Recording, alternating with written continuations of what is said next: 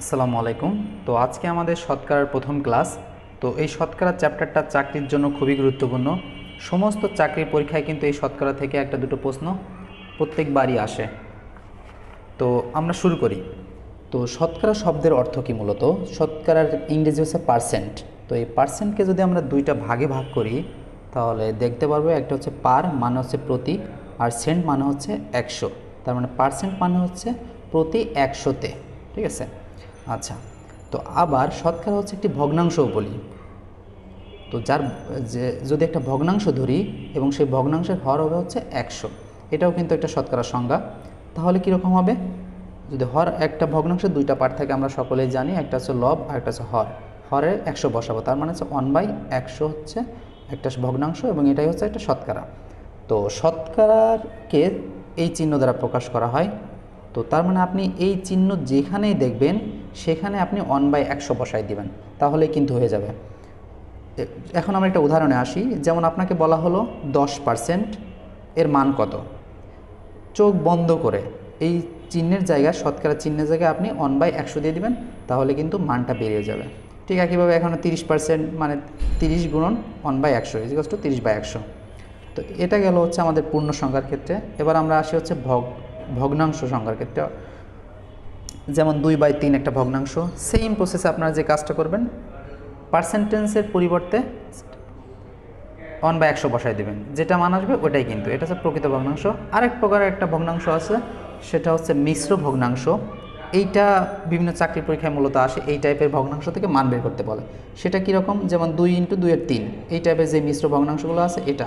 তো এখান থেকে কিভাবে করবেন?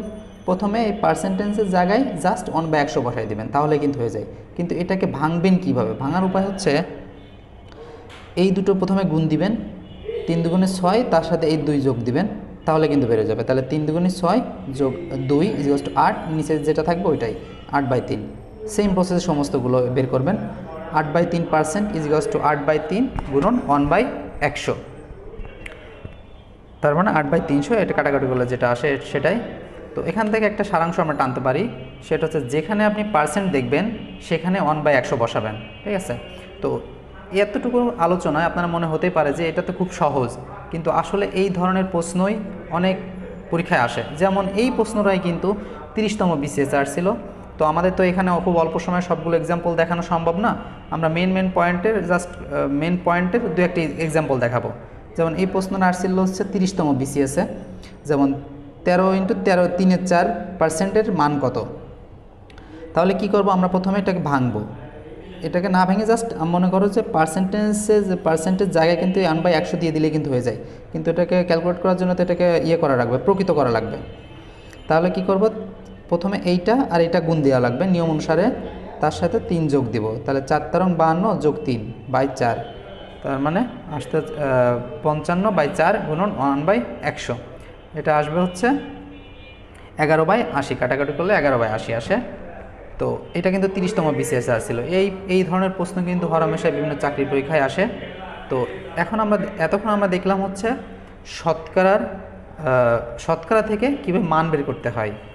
এই একই ধরনের আরেক টাইপের প্রশ্ন আছে, সেটা হচ্ছে মানকে কিভাবে শতকরায় পরিণত করা যায়। যেমন একটা সংখ্যা দেওয়া থাকলো, তো সেই সংখ্যাকে কিভাবে আপনি শতকরায় পরিণত করবেন, অর্থাৎ ভগ্নাংশ সংখ্যাকে কীভাবে শতকরায় পরিণত করবেন।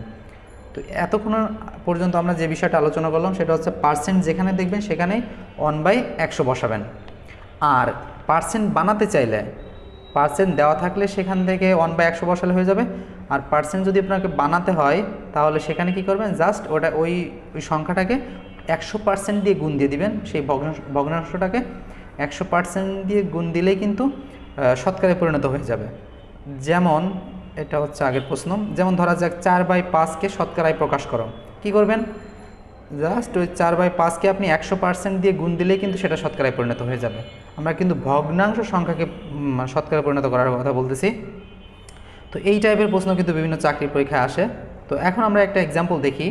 যেমন খুব ইম্পর্ট্যান্ট একটা প্রশ্ন, সেটা হচ্ছে 3:5, অর্থাৎ 3:5-কে শতকরায় প্রকাশ করলে কত হয়। এটা কিন্তু খাদ্য অধিদপ্তর সহকারী উপখাদ্য পরিদর্শকে আসছিল। তো এই অনুপাতকে প্রথমে আমাদের ভগ্নাংশে পরিণত করা লাগবে। কিভাবে করব?